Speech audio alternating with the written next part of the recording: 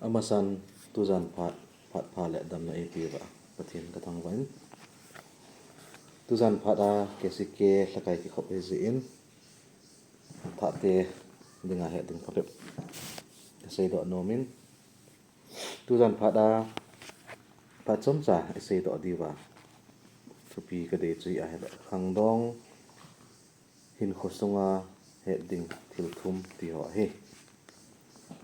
masan khang dong hi ga sei lew han het pangovin khang dong hin kho ki ti khang la khang man tam pen ai lo la khang nom pen idei bol thei phat idu ne thei idei na chi thei phat I hat lai a hin khang la khang man lu pen a hi pangin iman khila hele khang la khang wang se pen zong a ke te sin hi hele tu jan phada khang dong hin khwa thil thum he ding la khat chu hi a le pathin he ding ti hi a hi khang dong hin khwa hin khat ve tin le pathin ka ngai cha ta pui ai lo pathin gel khwa na him nei do hin khwa ki mang jin khang dong tam pi hi pathin he phalowa chon sit nan alo dim ki tam tai masang lai chun thi na ho he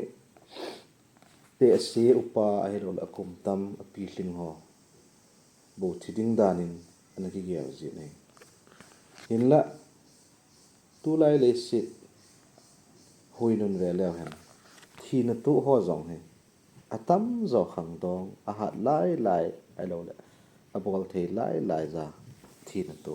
atam tan a hi vet san dingin hlan molin chi lew han hlan ho a num sung nga kisun hoi ve lew han atam zo he khang tha khang dong zinei masanga ai lo le zinei zo wa zong palo la ya thi tam pi mu do the jin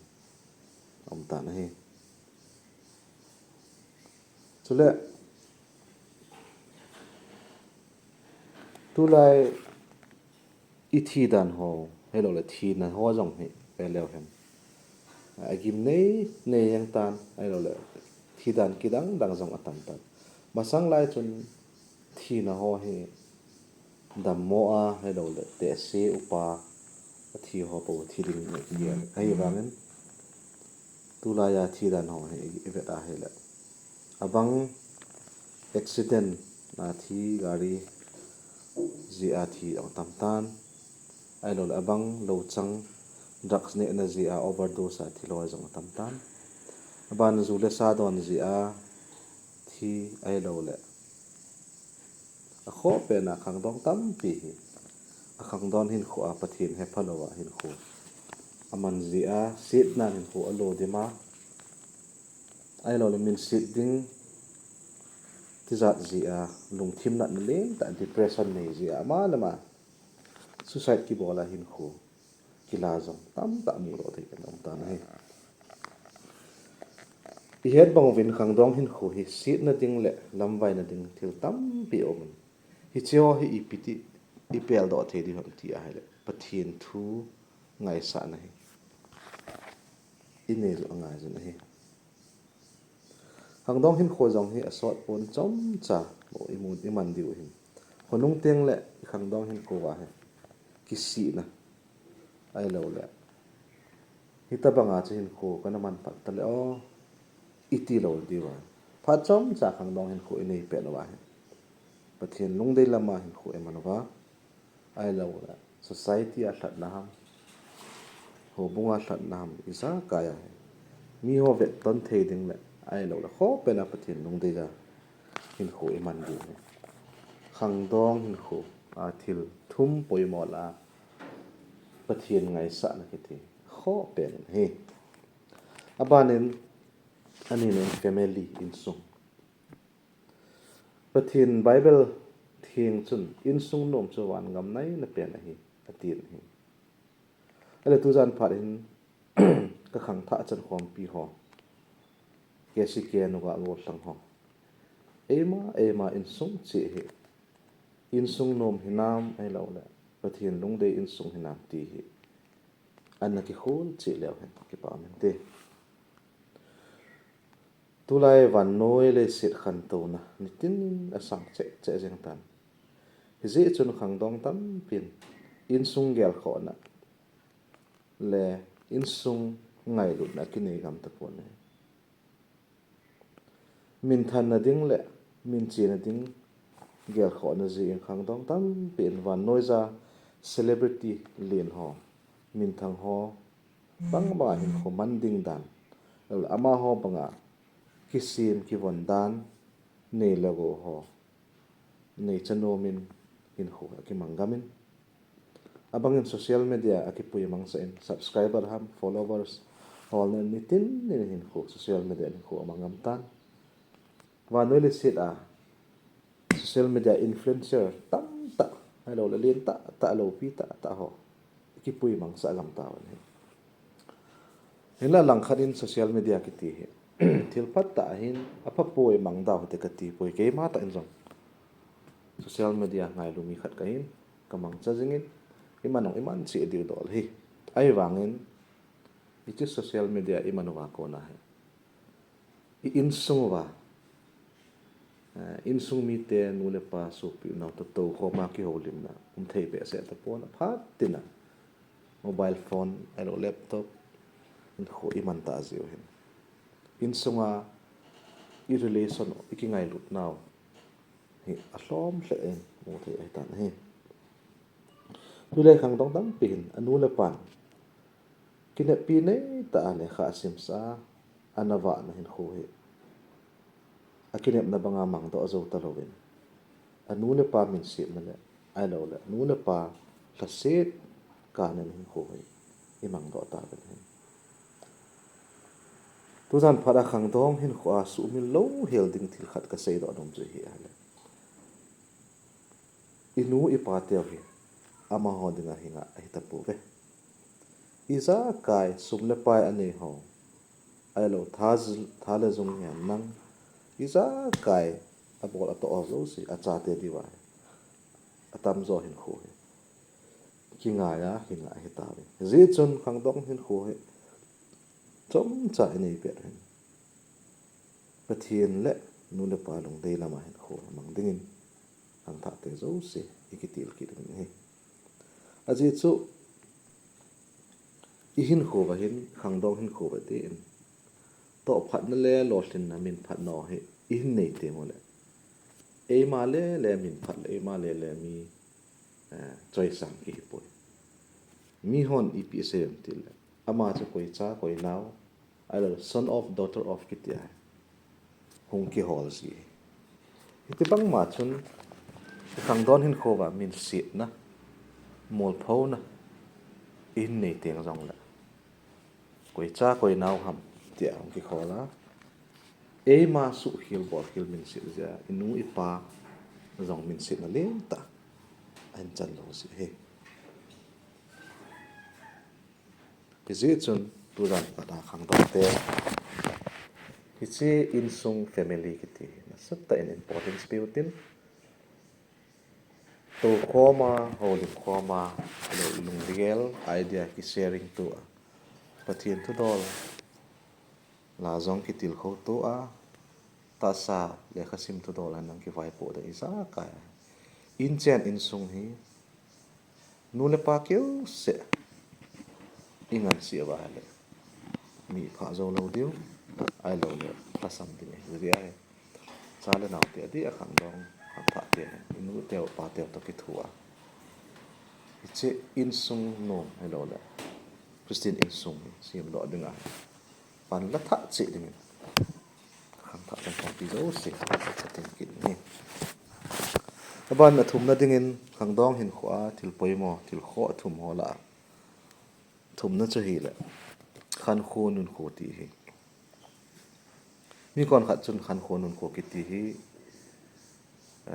seminar ham ai lo la hoi lai ham khada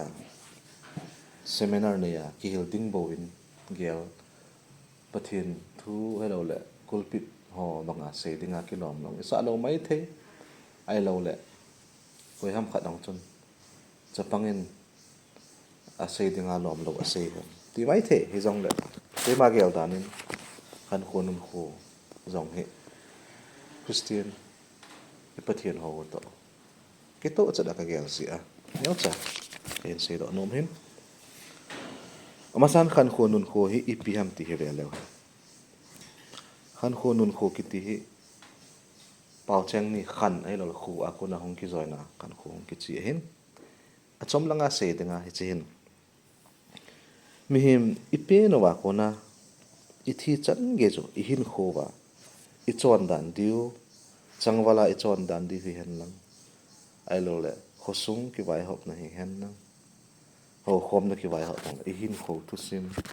ki sei na hi khan kho ai i het bang win masang lai ku ki te chu Christian na hi po win doi ho ai lo le pathin ho lo sa na hi win ai wangin ku ki te pi le pu te chu nun kho khan kho chon dan tradition hoi ta ane je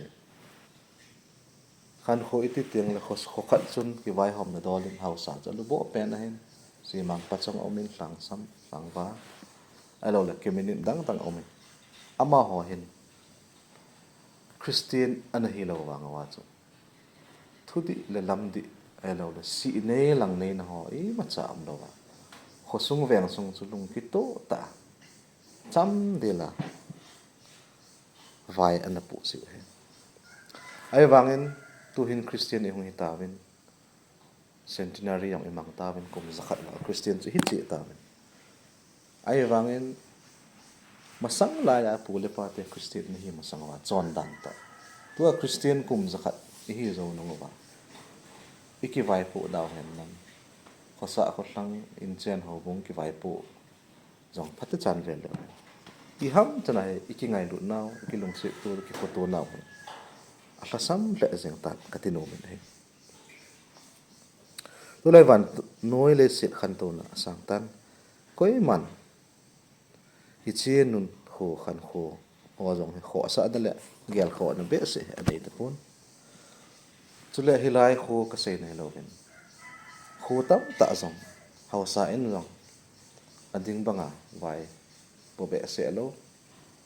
partiality ti dam si nei lang nei hin kho a vai hom gam ta kho cha chaga gen the ngai lut na le khosung khan to na dinga khosung pi thin na dinga dong hin kho vai po the lo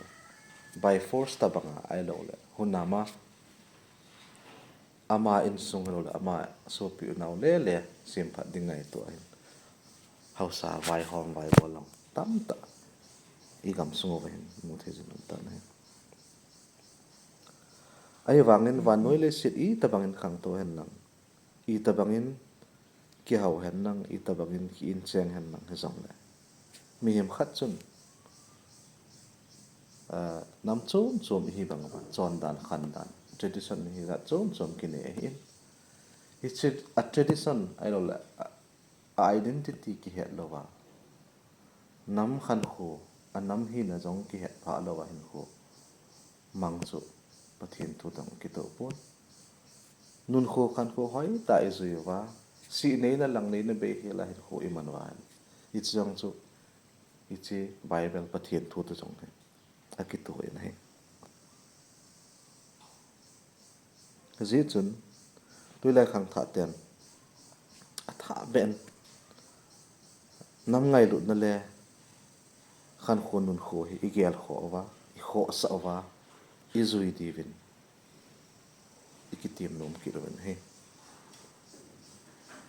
koi tabang ham khat chu I tabangin in cheng han nang le kha thim han nang ning thling rong la anam ngai lu na ne zong la wa he